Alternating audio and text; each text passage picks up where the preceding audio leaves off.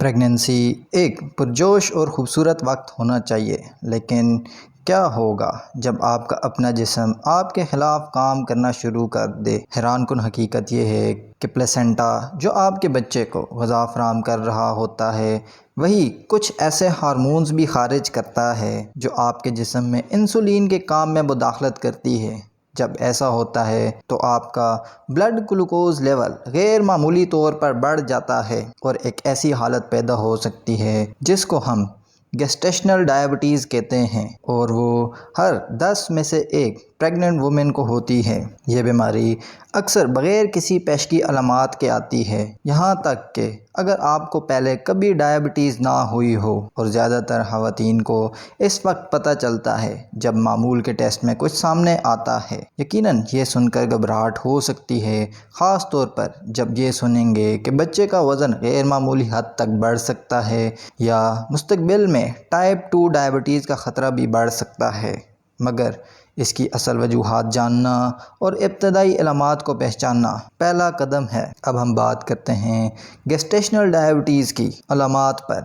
سچ تو یہ ہے کہ پریگنینسی کے دوران ڈائبٹیز کی سب سے پیچیدہ بات یہ ہے، اکثر خواتین کو کوئی واضح علامات محسوس نہیں ہوتی، اور جو علامات ہوتی بھی ہیں وہ اتنی معمولی ہوتی ہیں کہ اکثر خواتین انہیں عام علامات سمجھ کر نظر انداز کر دیتی ہیں، جیسے آپ کو زیادہ پیاس لگ سکتی ہے، پیشاب بار بار آ سکتا ہے، یا منہ خشک رہ سکتا ہے۔ بعض خواتین شدید تھکن کی شکایت کرتی ہیں، اور کچھ خواتین کو دھندلا بھی دکھائی دیتا ہے۔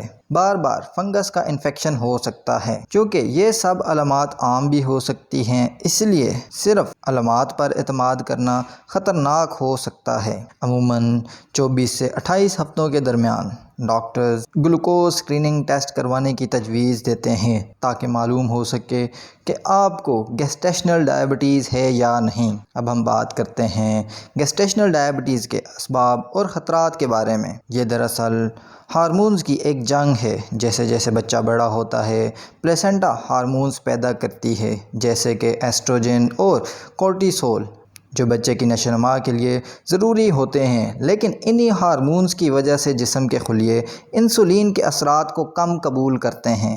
اس کے رد عمل میں انسولین کی پیداوار بڑھ جاتی ہے، مگر کچھ خواتین کا پنکریاز یعنی لبلبہ اتنی اضافی انسولین نہیں بنا پاتا، جس کی وجہ سے بلڈ گلوکوز لیول انکریز ہو جاتا ہے، اور یوں گیسٹیشنل ڈائبٹیز ہو جاتی ہے۔ اگرچہ یہ کسی کو بھی ہو سکتی ہے، لیکن کچھ عوامل اس خطرے کو بڑھا دیتے ہیں، جیسے پریگنینسی سے پہلے وزن کا زیادہ ہونا، جسمانی سرگرمی کا کم ہونا، خاندان میں ڈائبٹیز ہونا، عمر کا 25 سال سے زیادہ ہونا۔ اب ہم بات کرتے ہیں کہ گیسٹیشنل ڈائبٹیز سے کیسے بچا جا سکتا ہے۔ یہ بات سچ ہے کہ آپ جنیاتی مزاج یا پریگنینسی کے دوران ہارمونل امبیلنس کو نہیں بدل سکتے، لیکن بہت کچھ ہے جو آپ کر سکتے ہیں۔ وزن پر قابو پانا۔ پریگنینسی سے پہلے اگر آپ صحت مند وزن میں آ سکیں تو یہ بہت مفید ہو سکتا ہے۔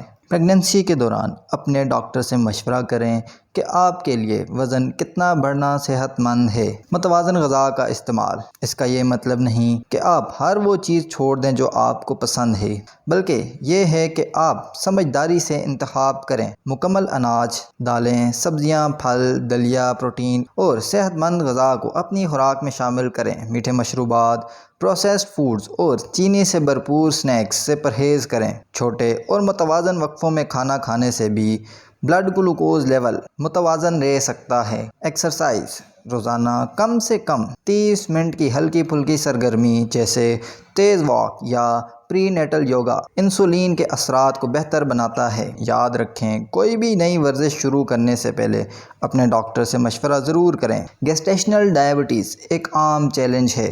اگر آپ باخبر ہیں تو اسے بآسانی سنبھالا جا سکتا ہے۔